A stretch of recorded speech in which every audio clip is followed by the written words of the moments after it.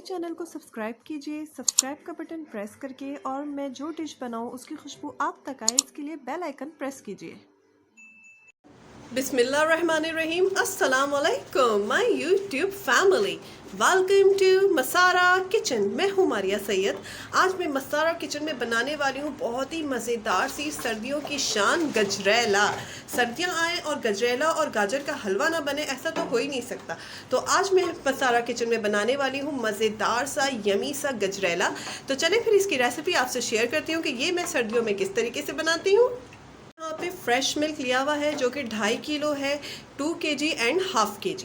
सही है, ये 2.5 किलो यहाँ पे मैंने फ्रेश मिल्क लिया है। कोई टेट्रा पैक मिल्क नहीं लिया है, सिंपल जो फ्रेश मिल्क जो मार्केट में मिलता है मैंने वही लिया है। अब मैं यहाँ पे मैंने 1 किलो गाजरें ली थी जिसे मैंने बिल्कुल बारीक कद्दूकश कर लिया था, वो ऐड करने लगी हूँ। 2.5 किलो दूध में जाएगी 1 किलो कद्दूकश की हुई गाजरें। चले जी, गाजरें जो है ये इसमें हो जाती हैं ऐड, और अब जो है मैं इसमें चलाती हूँ चम्मच ताकि गाजरें जो है अच्छे से दूध में मिक्स हो जाए। अब मैं इसमें चले जी, ये जो है मिक्स हो चुकी है दूध में अच्छी तरीके से।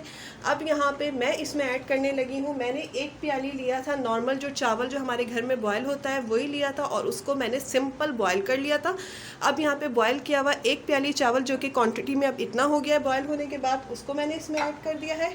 अब इन दोनों चीज़ों को मैं इसमें मिक्स करूँगी। फ्लेम जो है वो मैंने रखा हुआ है मीडियम टू स्लो पे, बिल्कुल उसको नॉर्मल पे रखना है, फ्लेम को ज़्यादा तेज़ नहीं रखना है। मीठा तो वैसे ही बहुत ज़्यादा जो है वो बैठता है, देगची के जो नीचे ना वो बहुत जल्दी बैठ जाता है। चलिए ये दोनों चीज़ ऐड कर दिया। इसके साथ ही यहाँ पे मैंने लिए हुए थे नारियल जिसे मैंने बारीक कट कर लिया था, ये तकरीबन आधी प्याली के करीब है। इसको डाल देती हूँ ताकि इन दोनों चीज़ों के साथ जो है ये अच्छी तरीके से गल जाए, और मैं इसे कुक करूँगी तकरीबन इसे थोड़ा सा पकने तक। गाजरें अपने पानी छोड़ेंगी, तब तक इसके खुश्क होता है पानी, तब तक दूध के साथ ये मिक्स होता है। इसको मैं पकाती हूँ फिर आपको दिखाती हूँ।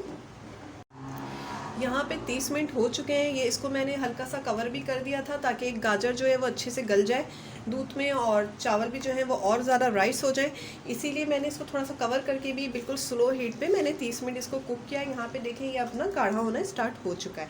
तो अब इस स्टेज में मैं इसमें चीनी ऐड करूँगी। आपने देखा होगा मेरी जितने भी मैंने खीर की रेसिपीज आपसे शेयर की हैं, सब में पहले जब खीर जो है उसको चावलों के साथ दूध को जो मुकम्मल कुक हो जाती है, जब वो थिकनेस के करीब आ जाती है, उसके बाद मैं लास्ट में चीनी ऐड करती हूँ मीठे में। ये मैंने 2 प्याली चीनी ली है, इसको मैं ऐड कर रही हूँ। चीनी को आप अपनी मर्ज़ी से कम और ज़्यादा कर सकते हैं। वैसे 2 प्याली जो है इसमें बिल्कुल इसकी मेजरमेंट बिल्कुल परफेक्ट है। तो इससे ये होता है कि मीठा जो बहुत जल्दी पेन में लगता है, तो आखिरी में चीनी ऐड करने से ये है कि इसके नीचे बैठेगी नहीं चीनी, और बहुत अच्छे से ये कवर कर लेगा इस डिज़र्ट को। तो अभी की चीनी को इसको पकने तक इसमें रहने देते हैं, तक चीनी जो है इसमें मेल्ट होती है। चीनी को मैंने जो है 3 से 4 मिनट इसमें कुक किया है। अब इस स्टेज में यहाँ पे मैंने लिए थे 12 दाने छोटी इलायची के, जिसे मैंने यहाँ पे कूट लिया था, और अब मैं इसको इसमें ऐड कर देती हूँ। साथ ही इसमें 1 चाय के चम्मच के करीब जाएगा क्योड़ा वाटर। ये मेरे पास 1 चाय का चम्मच ही इसमें बॉटल में मौजूद था। चले जी, अब यहाँ पे जो बादाम पिस्ता है ये 1 खाने का चम्मच भर के मैं इसमें ऐड करने लगी हूँ बादाम, और साथ ही 1 खाने का चम्मच भर के पिस्ता। जितना बादाम पिस्ता इसमें ऐड होगा ये उतना ही मज़ेदार जो हमारा डिज़र्ट है ये बनेगा। अच्छा, ये यहाँ पे मैंने लिया हुआ है खोया, तकरीबन जिसकी क्वांटिटी है वो 1 पाव के करीब होगी। ये होममेड खोया है, मैंने इसको घर में कली बना के फ्रीज़र में रख लिया था। अगर आप घर में बनाना चाहें तो मैं इसकी रेसिपी जो है वो डिस्क्रिप्शन बॉक्स में आपसे शेयर कर लूँगी, और अगर मार्केट का यूज़ करना चाहें तो आप वैसे ही यूज़ कर लें। चलिए ये मैंने ऐड कर दिया, और अब इन तमाम चीज़ों को इसमें ऐड करके मैं इसको इतना पकाऊंगी ताकि थोड़ा सा ये थिकनेस की तरफ आ जाए और तमाम चीज़ें इसमें अच्छे से मिक्स हो जाएं। फिर आपको सर्व करके दिखाती हूँ। यहाँ पे देखें गजरेला जो है वो डन हो चुका है। इसकी कंसिस्टेंसी देख लें, ये इतना ही थिक होता है। फिर उसके बाद जब हम इसको फ्रिज में रखते हैं, इसको ठंडा करते हैं, तो ये और थिक होता है। सही है, अब यहाँ पर मैं इसको उतारती हूँ चूल्हे से और तैयारी करती हूँ इसमें तड़का लगाने की। मैंने रख दिया। अभी यहाँ पे मैंने घी लिया हुआ है जो कि 1 खाने के चम्मच के करीब मैं इसमें ऐड करूँगी पैन में। चलिए जी, ये मैंने 1 खाने का चम्मच भर के जो है तकरीबन घी इसमें डाल दिया है। अभी इसको मेल्ट होने देते हैं। घी को मेल्ट हो चुका है। अभी यहाँ पे मैंने 6 अदद लिए थे छोटी इलायची के दाने, जिसे मैंने निकाल लिया है, और इसको इस घी में मैं इतना पकाऊंगी तक ताकि इसकी जो अच्छी तरीके से जो खुशबू है ना वो घी में आ जाए। ये देखें इलायचियों ने घी में जो है वो चटक पटक अपनी स्टार्ट कर दी है, तो इसका मतलब कि तड़के के लिए तैयार हो चुकी हैं। अभी मैं इसको यहाँ पे गजरेला मैंने साइड पे ही रखा हुआ तो उसमें ऐड कर दूँगी। ओहो, खुशबू है तो अभी से उठनी शुरू हो गई है। इसको मिक्स कर देते हैं अच्छी तरीके से। और सही से ले लेते हैं।